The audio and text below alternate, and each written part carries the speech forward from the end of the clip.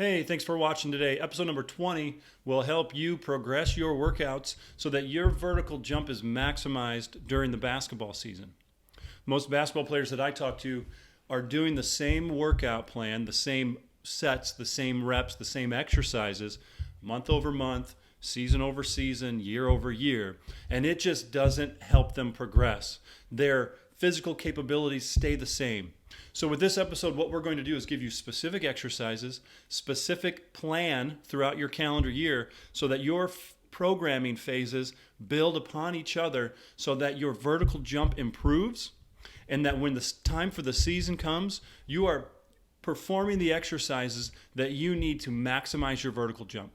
So please sit back, take notes if you want. I hope you enjoy it, and I hope that this improves your vertical jump because if you apply these principles, it really will.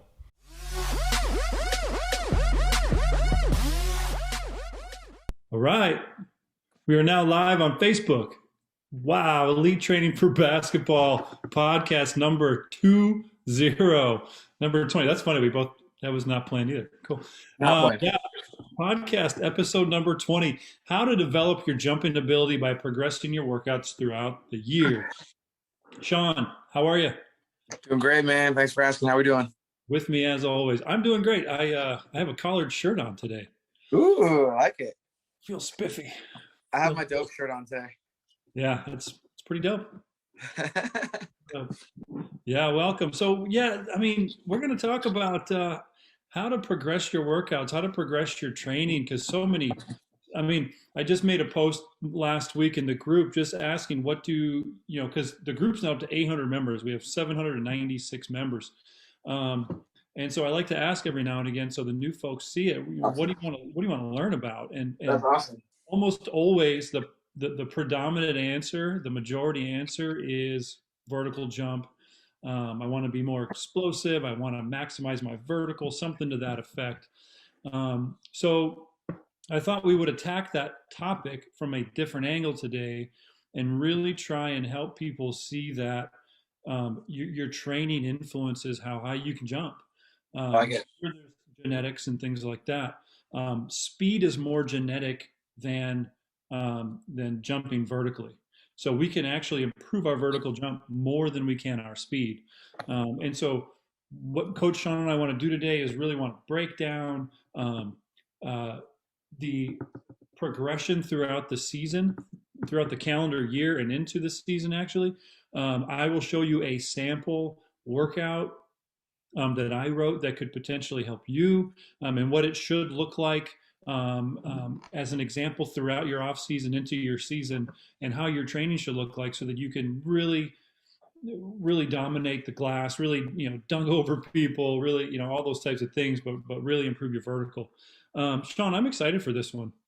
Pretty good. I'm excited. So talk to me.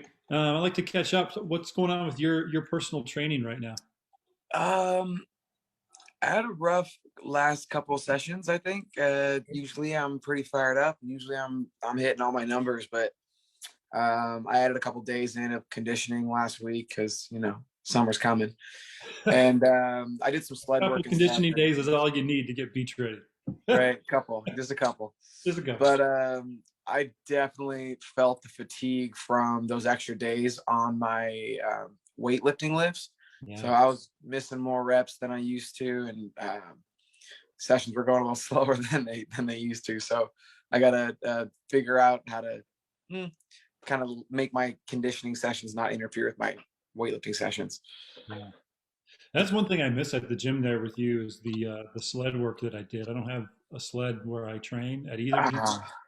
So those conditioning, man, up and down with the sleds are brutal. That's what I was doing. I was doing sled work and I was full push, and on my snatches, my lockouts and my bottom position just weren't sticky. And I'm just like, all right. Wow. Oh, interesting. I was thinking about you actually during my workout today. I had that my last time through it, but my 9-set A series, which was a clean pull into a speed snatch from the mid thigh, nice. A1, A2, basically no rest in between. And I wanted to send you a video.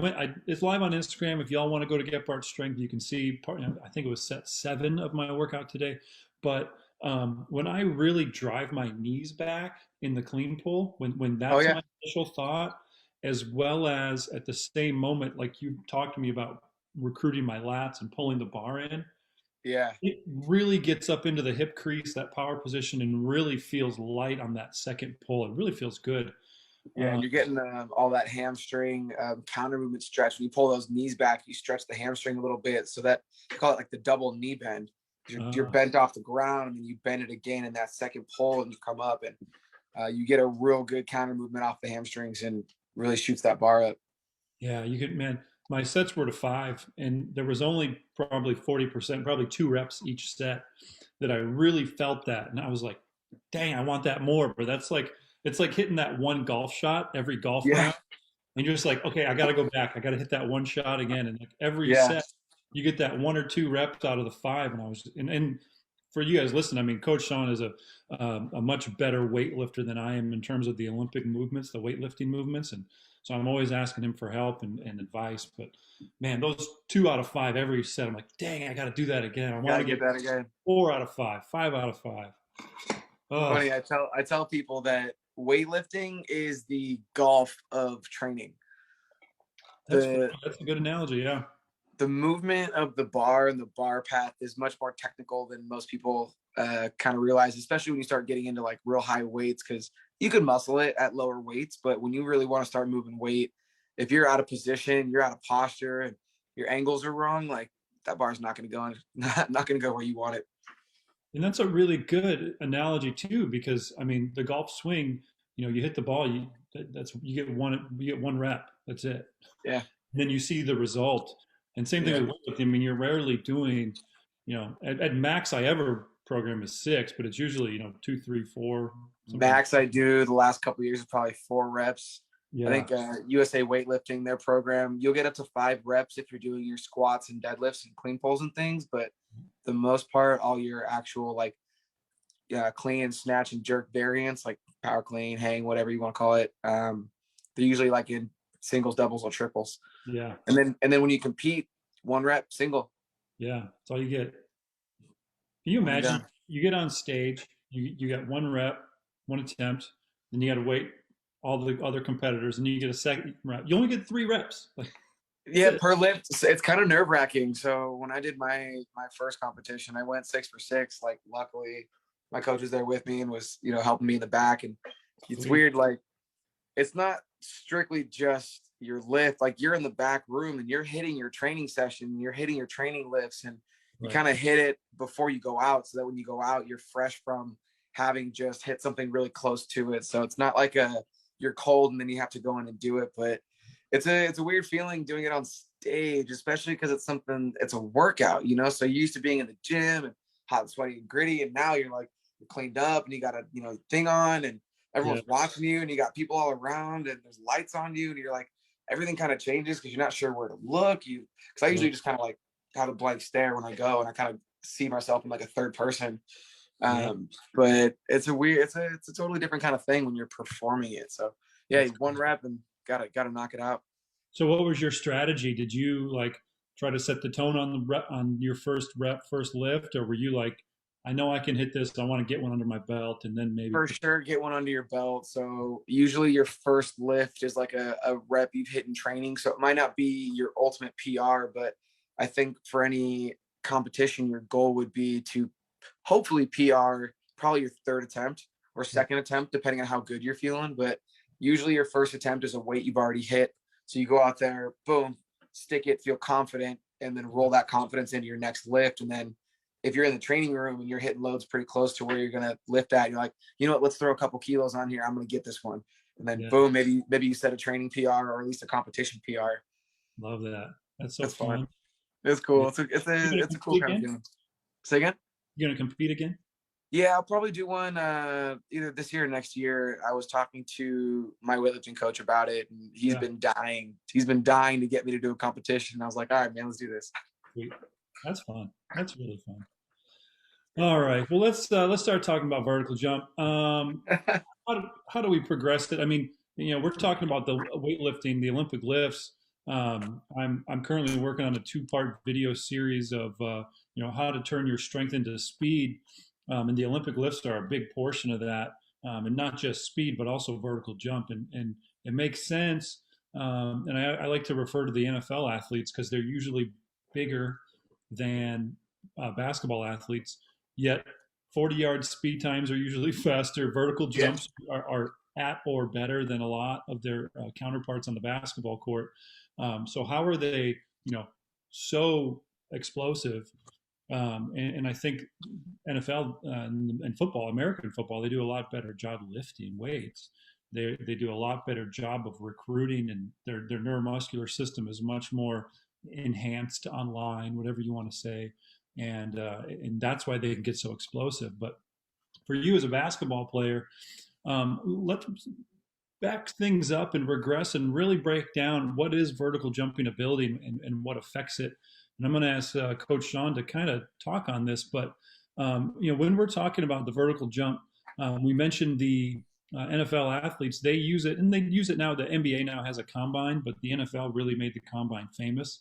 Their pre-draft kind of day or set of days to really let these athletes display what they can do. Mm-hmm. And so the vertical jump is a test of explosive power. You get, just like we've talked about, one attempt, you get one chance to get up there, yeah, and then you can go again. But you're measured every time you jump, and so it's not a repetitive thing. It's get up there one time. How high did you jump? Okay, let's wait a little bit. Okay, wait, take one rep, jump. Let's see how high you can get, and let's record that measurement. So. You have to be explosive, and vertical jumping is a part of, or breaks down into what's called triple extension. So you're straightening the hip, knee, and ankle joint essentially simultaneously. Strength to weight ratio has a part to play. Connective tissue has a part to play. Neural drive has a part to play. Rate of force production has a part to play.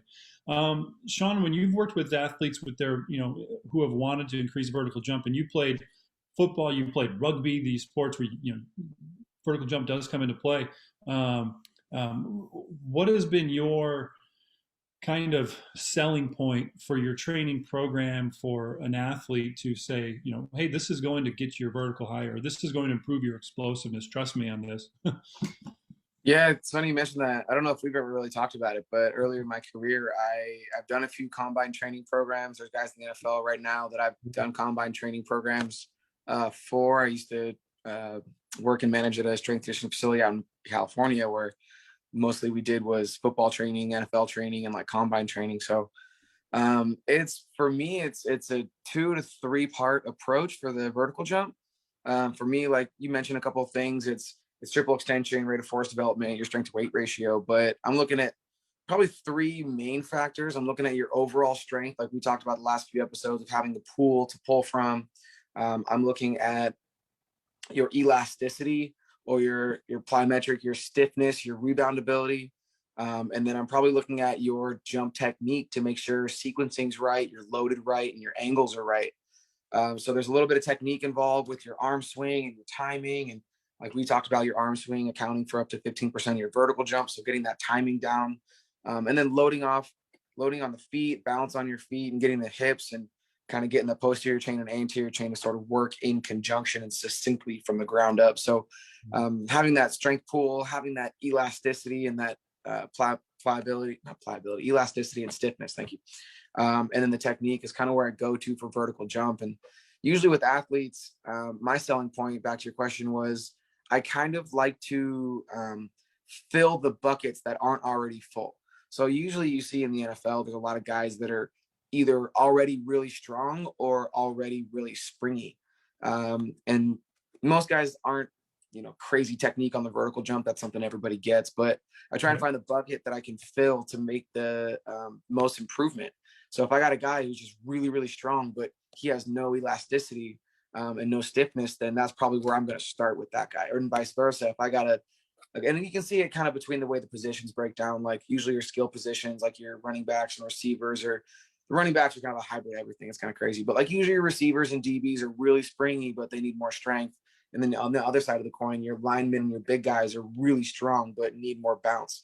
Yeah. So I kind of fill the gap where they need it. And then everyone kind of gets the technique. So And then you can test for those two things too. So it kind of, a lot of it is pretty similar. The things you see over time, and when you start working with these athletes, you see a lot of them pretty similar. So I can kind of separate it by position. But doing the jump testing is a good way to do that. Your non-counter movement jump versus your counter movement jump, and kind of seeing what the differences are. And even if you want to throw an approach jump in there, especially for you basketball players, that elasticity plays a bigger role the more counter movement we give those jumps. And so being able to see that and break that down is sort of where I dive into on vertical jump training. So you mentioned that elasticity, and I have in the group, I posted it probably 2 or 3 months ago, and I still get people replying to it. I said we can increase your vertical jump 4 centimeters in 4 weeks. Comment jump below for the program. People comment jump. I message them and I ask them to do one thing before I send them the program, and that is what we do with our athletes, where you test your vertical jump, and then I want you to test that vertical jump, that counter movement jump, but with the 3 second pause at the bottom. Yeah, totally. So that 3 second pause, we know that the stretch shortening cycle, which we won't get into, but the stretch shortening cycle is essentially eliminated by 55% after 1 second, by 80 to 85% after 2 seconds, and with most people 100% in 3 seconds. So when you go to jump, obviously you can jump higher. Normally, you should be able to when you crouch down immediately before jumping.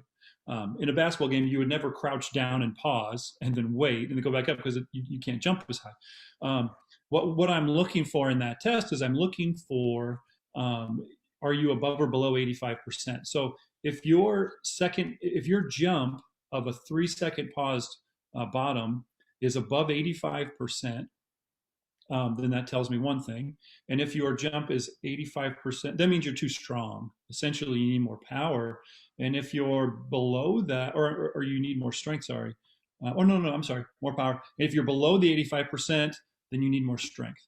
And so then that will dictate to me and help me to help you determine if you need more strength in your programming or more power. And that's a really good test to do, and I recommend you try that. And if that doesn't make sense, please comment below. I don't know what's going on. Can you go over that again with me, or message me if you're listening on Facebook or YouTube or wherever you listen to podcasts. But it's a really good test to determine if your needs are more strength based or more power based. Do you like that test? Do you have another kind of test that you use, Sean? No, I used the vertical jump test the same as you. I was just making a note to myself. I haven't heard or experienced the 85% rule. Usually what I'll do is I'll do the counter movement jump, which is the one that everybody knows. You swing your hands down, you rapidly swing yourself back up. We get the stretch reflex. It's an additional bit of force development that we can get out of that. Yeah. And then I'll do, like what you said, is I'll do a pause jump, and I'll look at the differences between the pause jump and the squat jump. And I hadn't really thought to put numbers to the percentage of the variance between those two jumps. But I would say on average, they should be 4, 5, 6 inches away from each other, depending on the magnitude of your jump. Yeah. If you're only jumping 20 inches total and you're 5 inches different, that's a big gap. But I really want to see how wide the gap is between the two. And that would show me that's more common. If you have a really small gap between the two, that's what I'm looking for. If I see a real small gap between both of those numbers, I can say, okay, these are off. You're either not springy enough. I go to the springy, because if your counter movement jump is the same as your squat jump, you didn't get any benefit from your stretch reflex. So at that point, I would just go right into training the stretch reflex, training more plyometrics, more counter movement work. Yeah. And what you just said correlates and validates essentially what I said. Like, for example, I talk about Scott a lot. Scott was, gosh, I don't remember the exact number, but he was above 85. I want to say 92% on his 3 second pause jump compared to his counter movement jump, meaning he's got that starting strength. He's got the ability to almost reach his counter movement jump, which is kind of bad. You know what I mean? Mm-hmm. So that's when we were like, all right, you have the strength you need. Now we need to work on your elasticity, your plyometrics, your rate of force production, all the Olympic lifting, all those things. Mm-hmm. If someone's way below that, like we've talked about, increasing your pool by increasing your strength. We could say, okay, let's keep working on strength, and then your counter movement jump, your vertical jump should just keep creeping up. Yeah, they should both go. Yeah, they should both go, exactly. All right, well, so we need to talk periodization, because if we're going to talk about how do you get through a year, how do you get through a calendar year, we need to talk about periodization. And because most athletes still to this day, it's 2021, people, gosh, 3 sets of 10 is not going to get you there. Um, it's what most people look at. We're going to do 3 sets of 10 on this exercise, and then 3 sets of 10 on this exercise, and then 3 sets of 10 on that exercise. And they don't take into account muscle fiber type, or where they're at in the season, or where they're at in their workout even. So let's talk about periodization. A lot of it is based on Hans Selye's gas theory. In his gas theory, gas is general adaptation syndrome. And there's 3 stages, 3 phases: alarm, resistance, and exhaustion. Alarm, that initial shock of a stimulus. An example would be the excessive soreness you feel at the beginning of new programs. Resistance, which is the adaptation of the stimulus. So this is where you begin to get better at handling the workload and progress in a program. So you've overcome that alarm stage, and now you're ready. Your body is ready for that workout. You might be sore, but you're more adapted to it, but still seeing some benefit. And then there's exhaustion, and that is the decrease from overstimulation. An example, this would be overtraining and overreaching. So those 3 phases kind of set up the gas syndrome. This was around 1950, and that really helped us to determine and to realize that periodization was important. Okay, so bottom line is we can't always do the same workout and expect good results. We can't expect adaptation, because what happens is your body adapts, and then you have to change it. And if you don't change it, no more adaptation happens. Sean, you have a good quote about that. What do you say about that? Was it, if nothing changes, nothing changes? I like that. That's not it. If nothing changes, nothing changes. You said like you have to overcome or you have to pick a weight that isn't your normal, but the word's not normal. It was something to that effect. Gosh. Oh, habitual level. Yeah, your habitual So you got to work beyond your habitual level. So habitual level being what you're used to. It's the habit. It's something that you usually do. So in order for a system to adapt, you have to stress it beyond its habitual level. And that goes with anything. And so we can adapt positively, but we can also adapt negatively. So if my habitual level is here and I'm, beyond my habitual level negatively, I'll maladapt. But if I go beyond my habitual level positively, then I'll have positive adaptation. Right. And so that goes along with Hans Selye's the general adaptation syndrome. Hans Selye wasn't a strength and conditioning coach. Hans Selye was a biologist. So this is true of all living organisms. So we know that living organisms respond to stress. So they adapt based on stress is given to them. And so since we're throwing out acronyms, the general adaptation syndrome shows that with stress we grow, or negatively. We also know that there's specific stresses that cause specific adaptations. And so in the strength conditioning world, we call it the SAID principle, which we've talked about numerous times, but it's a specific adaptation to an imposed demand. Right. So 3 sets of 10 is a certain demand on your body. It recognizes that body as some sort of stress and it produces a result. But we know based on motor unit recruitment and type 2 muscle fibers and volume, intensities, and rest sets, that 3 sets of 10 is one small piece of a thing you can do in training. And if you're interested in looking up where that 3 sets of 10 came from, that's the Delorme and Watkins protocol. And when Delorme and Watkins is an E at the end of Delorme and Watkins protocol, but that was basically never meant to be 3 sets of 10. You were supposed to work yourself into 3 sets of 10. So you go to the gym, you do 3 sets. The first week you did 8 and 9, awesome. Then you did 9, 9, 9, awesome. And then by the time you were able to achieve the 3 sets of 10, you were supposed to adjust the protocol, adjust the weights, so that now 10 was a difficult number for you. And that just kind of got extrapolated as the general like strength training, bodybuilding, like, Right. hey, these guys lifted weights in the 50s and 60s, and this is what they saw. And it just became so popular that was like the base protocol for weight training. That was one of the first weight training studies, I think, don't quote me on that, but one of the first ones that looked at sets and reps. And so everyone just ate it and said, okay, cool. That it's science, it must be right. Yeah, it's science for sure. It's not the only way, you know, like I saw a really cool quote today. There is the perfect workout, but it's different for everyone and different for your goals. You brought up a good point, and I wasn't going to talk about this. I didn't even think about talking about this, but I'm going to now because adapting is a big part of training, obviously. And so I'm going through this workout, and if you follow these podcasts, you pretty much know what I'm working on right now, what my workouts look like. My workout partner, who we work out twice a week, he's about 7 years older than me. Also a former athlete and a strength coach.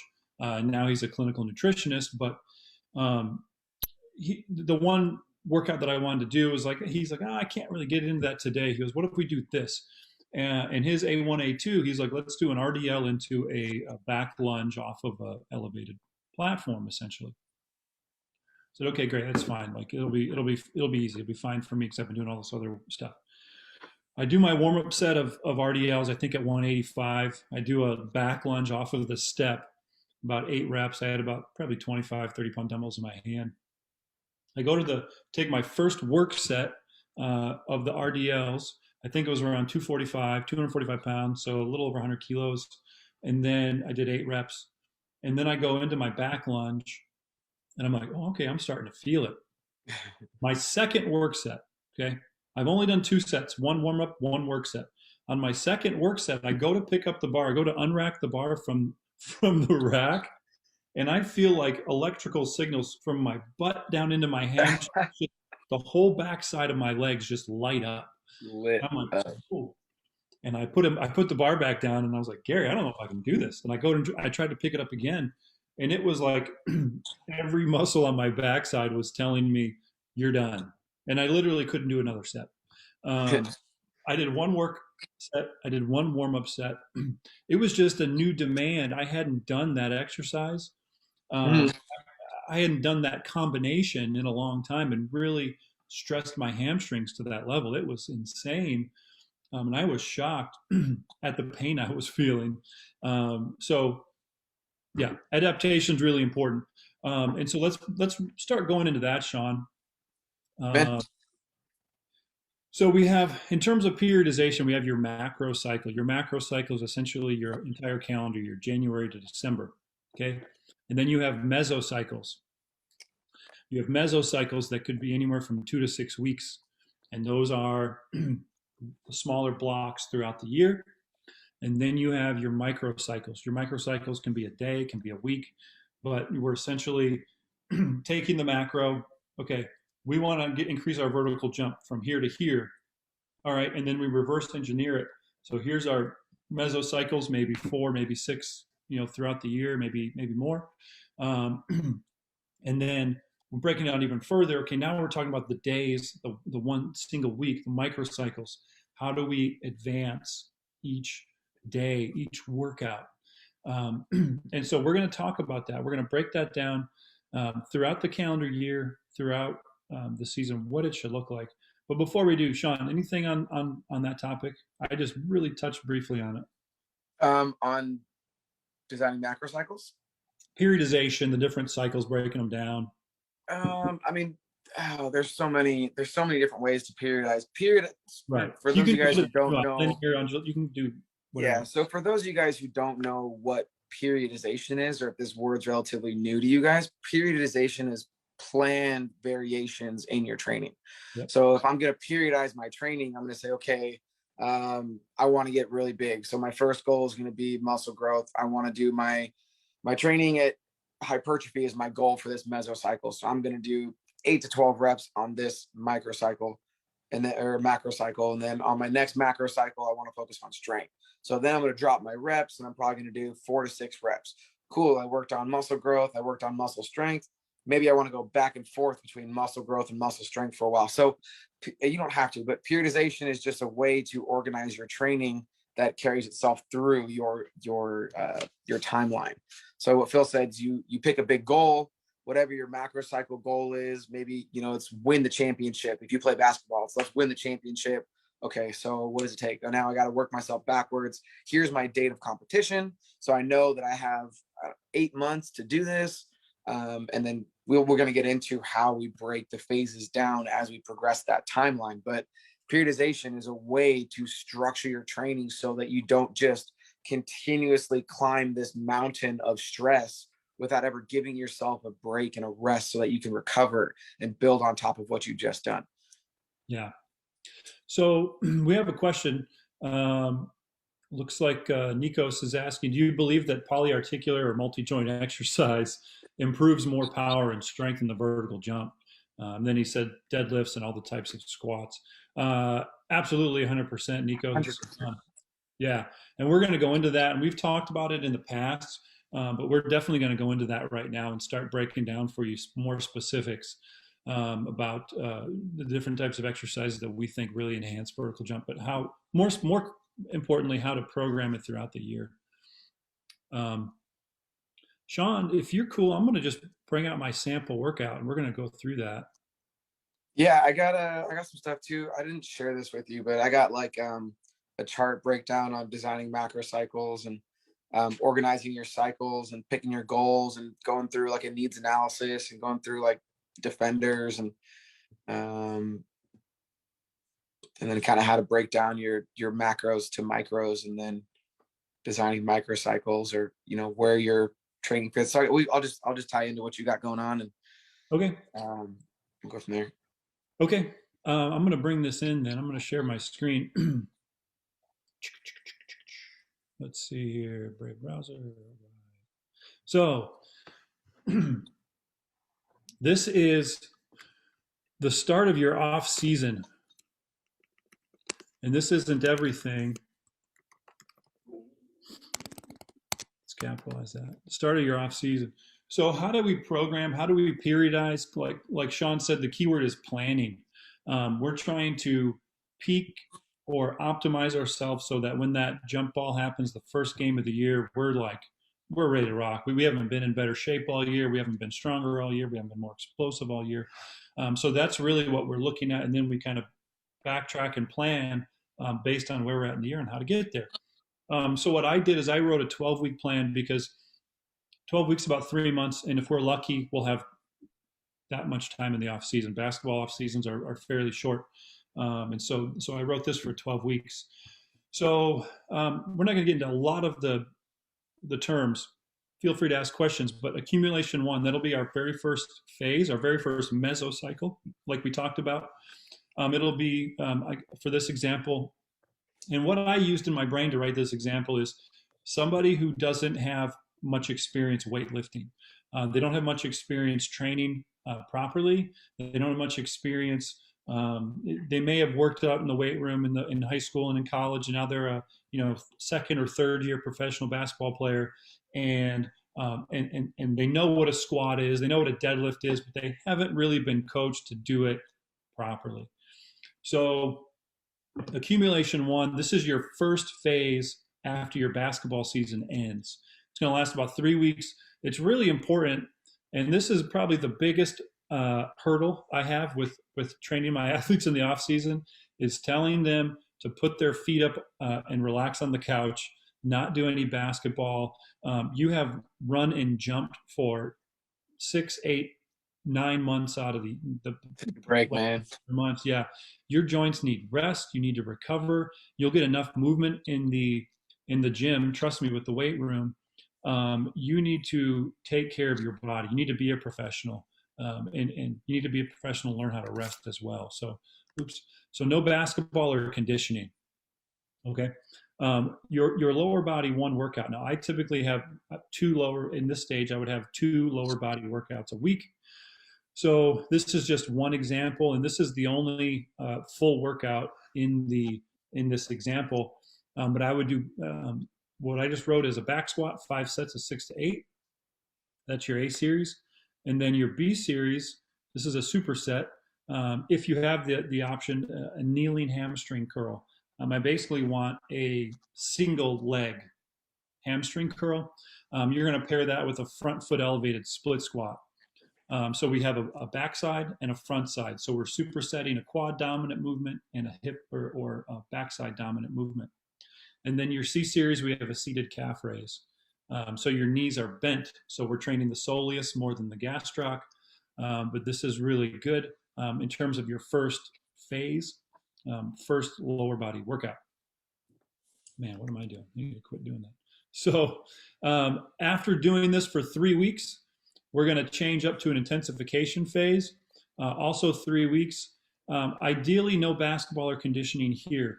Now, I can maybe allow you after 1 week of this phase to get back on the court. So that means you'll have 3 weeks here plus 1 here. So you have a full month off. But say that again, Sean. I said I like a month off. Yeah. I think a month is great. COVID messed up everything last summer, but the summer prior I had 6 pros at my gym working out, and we took 4 weeks off, and by the end they were ready to get back on the court. And it's that whole absence makes the heart grow fonder. I think they were just like, they missed it so much that it only made it better when they got back on the basketball court. So again, we're planning variations. We're planning to change. So intensification. So let's back up a second. Accumulation phases, you should be wrecked. You should leave the gym on your hands and knees in a pool of sweat, dragging ass. You should be tired. You should want to go home. You should be yawning in your car ride home. You should want to take a nap.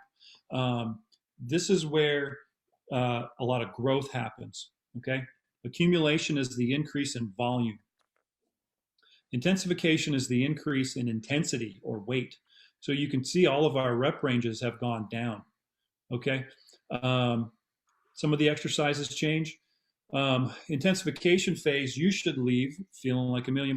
You should leave feeling like you could beat up Thor. You know what I mean?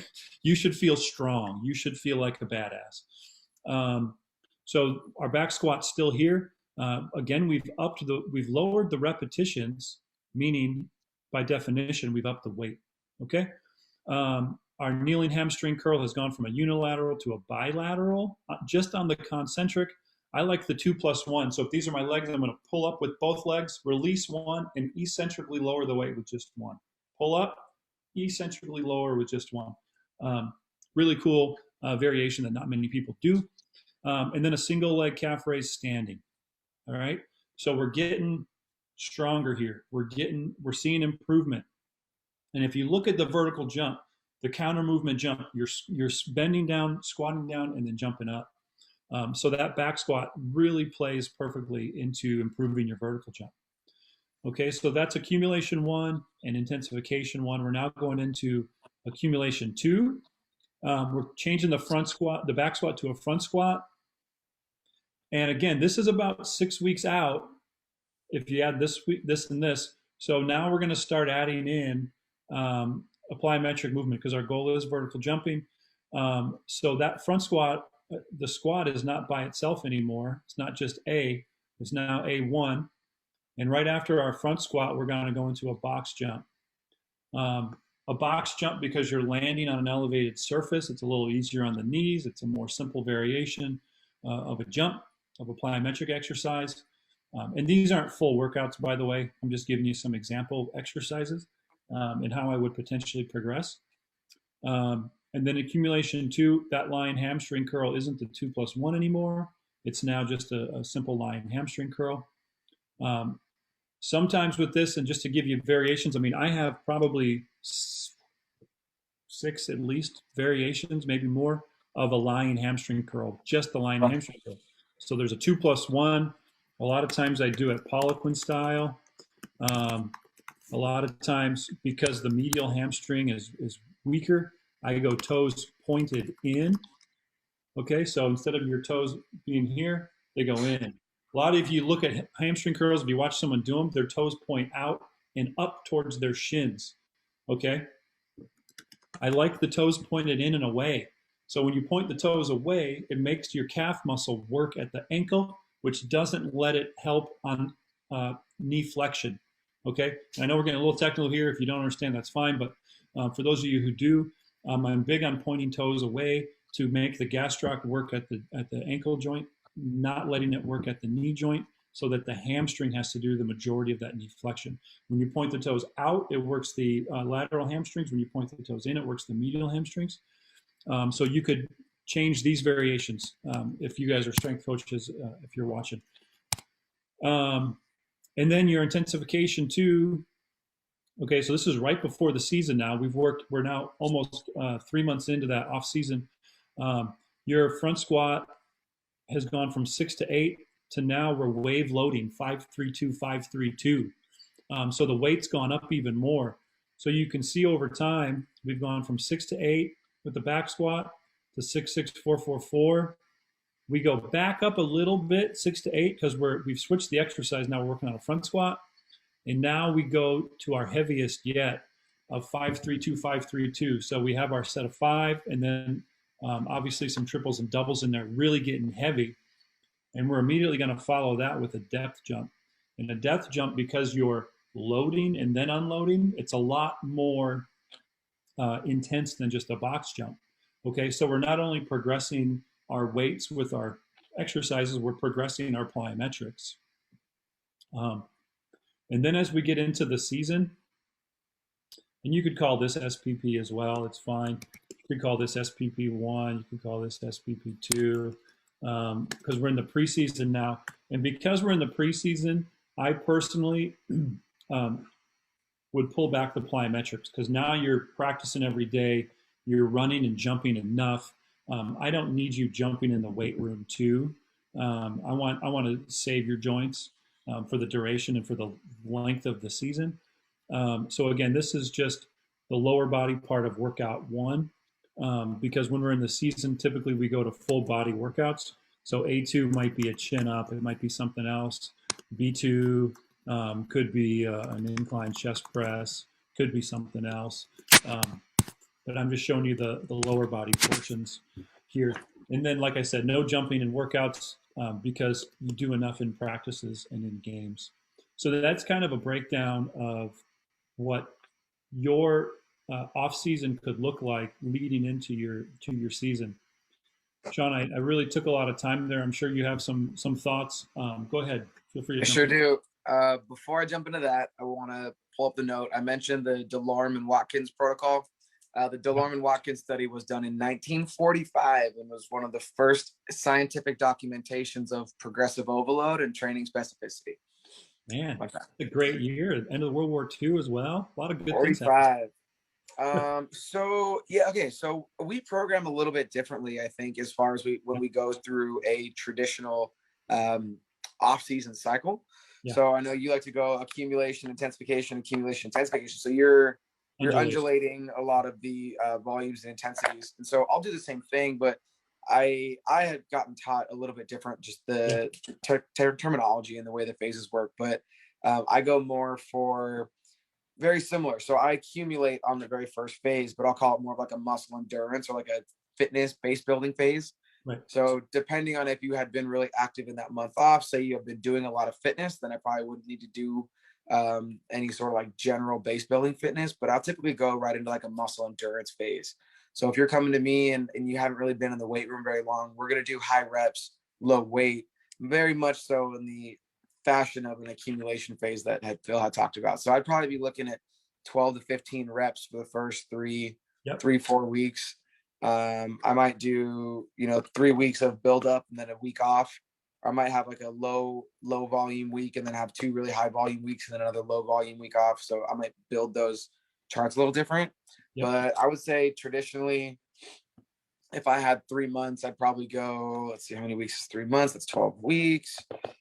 I'd probably go 3 or 4 weeks accumulating. I'd go 3 or 4 weeks building up more strength, and I'd probably spend those next 3 or 4 weeks building power. So we build the curve of strength and power. So I'd start high volume, lower weight, and then, I mean, you've got pretty specific. I'd say 3-4 sets of 12 to 15 reps.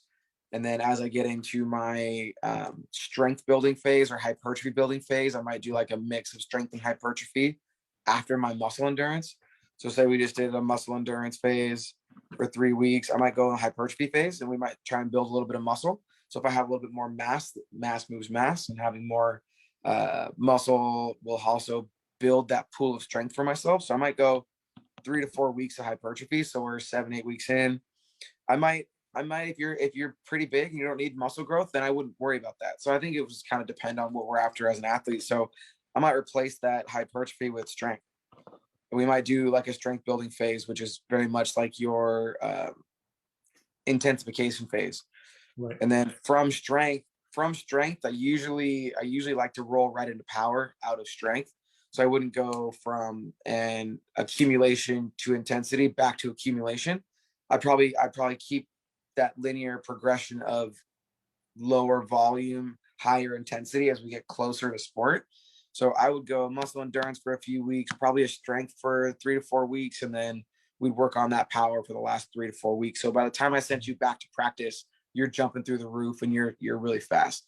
So the phases for me are a little, I call them something different, but for the strength and power phases, the volume is probably going to be pretty similar.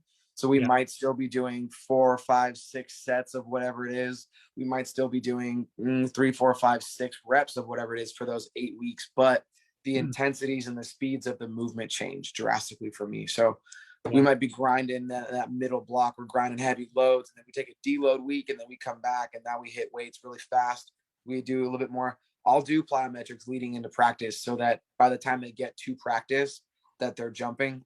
It would depend too. I have to talk to the athletes, see how intense the sports practices are, how much jumping they're doing. Maybe they're a perimeter player.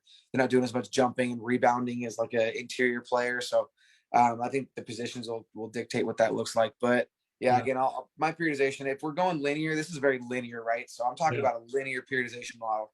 I'm talking about something going from one to the next. And we know I have this much time and I'm going to spend 12 weeks doing this. So I go like a block style if that's the case. And I'll say, hey, this phase, we're going to go 3 phases. We're going to go a muscle endurance phase, a strength phase, and a power phase. And then I'll do block 1, block 2, block 3. And then that's my mesocycle for off season. I've also seen other coaches where they'll undulate the thing from week to week. So they might go 1 week here, 1 week here, 1 week here, and they'll go back and forth weekly. I also know some coaches who will go the whole 3 months and they'll do a daily undulation where they'll have, hey, we're doing something for strength, something for power, we're doing something for muscle endurance on each of those days. And then that month just becomes kind of a daily undulating where the goals are all kind of smashed closer together. So there's a lot of options, but it gets a little complex when you start doing it that way. I think a lot of people kind of enjoy the simplicity. If you don't mind getting bored, I like a linear periodization model. It's a little kind of repetitive to do a month of the same style of training or 3 weeks of the same style. If you're someone who needs more variety, then I'd probably go with more of that undulating model that Phil was talking about, highs and lows, highs and lows. The biggest goal is making sure that the fatigue, no matter what you do, what style you pick, the fatigue needs to be low when we reach season so that I can spend that fatigue on the actual performance. And so we want to make sure that we're peaking you. We want to peak towards season. I want to be my strongest and most explosive by the time I play my first game. So undulation is kind of the art, or I'm sorry, periodization is kind of the art, if you will, of training. So we know that if we're following the same scientific principles, we're following the said principle. He's doing his strength exercises heavy and his power exercises fast. And we're doing our, endurance exercises with fatigue, that we're going to get a very similar result, but it just kind of, there's the minutia in between. I agree. This is, so what you said, that 12 to 15, this is a little low for me in terms of reps normally. Like with the volleyball girls, we're training, essentially together. You saw that first phase was 12 to 15. I'm a big believer in rehearsal of movement. And, I said this will be a 3rd-year pro, ready for the off season. This might be that same pro, and this is his 2nd off season with me. So again, I'm thinking undulating in that way too. Like last year, we his accumulation one was 10 to 12 or 12 to 15. This year, accumulation one is going to be a little bit heavy, so that stepping stone has already happened. And if you look at, so this phase, accumulation one, a lot of times I call structural balance. Nice. This is that phase where I just got them in the off season, like you said. They're kind of beat up. That's why I don't want them on the basketball court. They need to learn some proper movements, but they also have some weaknesses that we need to address. Um, Again, this is a made up program. This is a lot of times I don't start back squat. Honestly, I don't. I give you a bilateral movement in the second phase, not even the first phase where you have a. I mean, this is unilateral. This is unilateral. A lot of times, this front foot elevated split squat I'll put here in the A series. I'm sure, seen that with my programming. So, yeah, there's a lot of options, like Sean said. If you don't have even 3 months, if you only have 2 months, that linear periodization might be your best bet. Just a little bit more each week, a little bit heavier each week. Um, and what folks don't realize is that if you change even the grip position, so your chin ups go from neutral to supinated, that's enough of a stimulation, enough of a change, I should say, to increase and have stimulation and have an adaptation occur. One thing I want to show y'all, because I'm a visual learner myself, um, this is one of my favorite books for periodization. Stefan Cazol he owns a gym out in Huntington Beach, California. He has a great story. He said he knew he wanted to be a strength coach when he was 14 years old. So he just started learning then. um, Hardly out of college, he was working with the St. Louis Cardinals and working with Charles Poliquin in St. Louis at his gym there. He then became an educator in the industry, with Poliquin Group, and now with himself, at Kilo Strength Society, which is his business. But this is a wonderful book, 66 programs or 66 strategies to program design. You can see on Amazon Prime, it's $25. You can get the Kindle version for 10. So if you need help on program design and you think you want to pursue this, or you just want to know better, maybe you're a basketball player and you don't know enough and you can't afford a trainer, or you're a strength coach and you want to improve your craft, that's a great book to pick up. Go ahead, Sean. Yeah, there you go. So visual learning. So Yep. if this top is your macro cycle, that could be the year length of your off season, or like your whole year really in training in a decided arbitrary number. I threw three mesocycles in there. So if this was a year-long training cycle, those would be 4-month cycles. And then the next layer right in here. So if I have micro, mesocycles, these are the phases of my mesocycles. So I might have a 4-phase mesocycle. I could have a month of each month be its own phase. And then down in here, these are my microcycles. So that's what, if we're backwards programming from the top to the bottom, like, okay, cool. I want to be dope at basketball.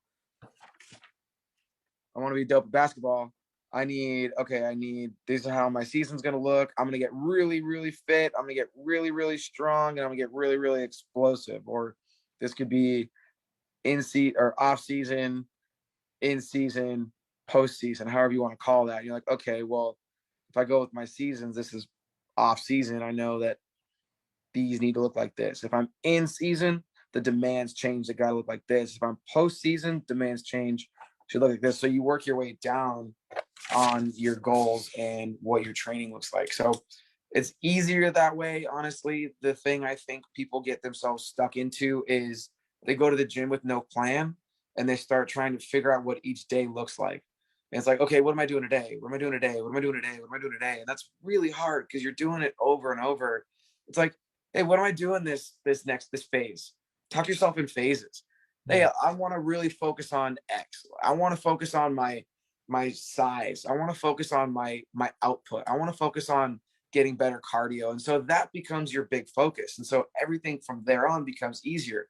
How does your day lead to your big focus? Like, okay, well, I'm going to work on endurance and conditioning and get really fit. Summer's coming.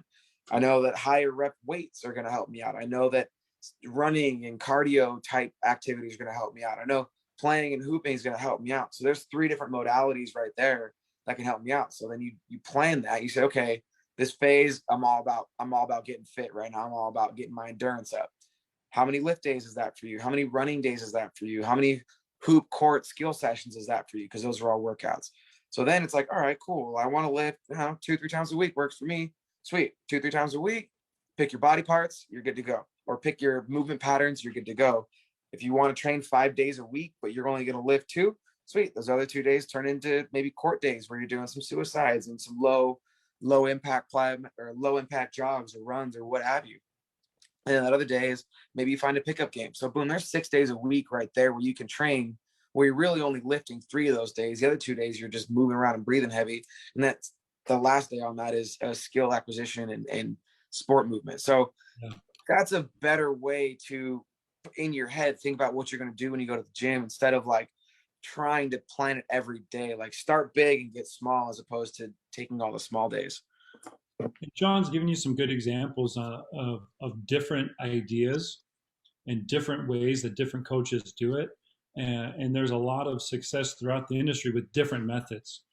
I want to reiterate what I believe is good is like what Sean's saying, think in phases. I think that's a really smart idea. So for the next 3 weeks, the majority of my lifts are going to be between 5 and 7 reps, or the majority of my lifts are going to be between 8 and 10 reps, or everything's going to be triples. I'm going to do everything for 3 and get really hella strong. Now, as you noticed on my plan, there are a lot of variations because I take into account what the exercise is. For example, deadlifts, I never go over 6 reps. Squats, I very rarely go over 8. So there's a lot of variation because of the exercise that's being used, or the muscle fiber makeup of the muscles that we're using in that exercise. So, but Sean, great point.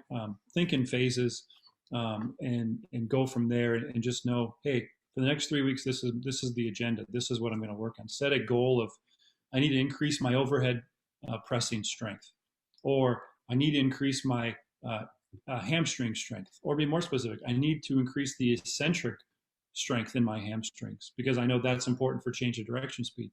That's great, Sean. Any last words before we go? I think that was my kind of parting words, maybe. Yeah, perfect. Cool. Well, until next week, if you have any questions, please comment below. Feel free to message me. Post it in the group.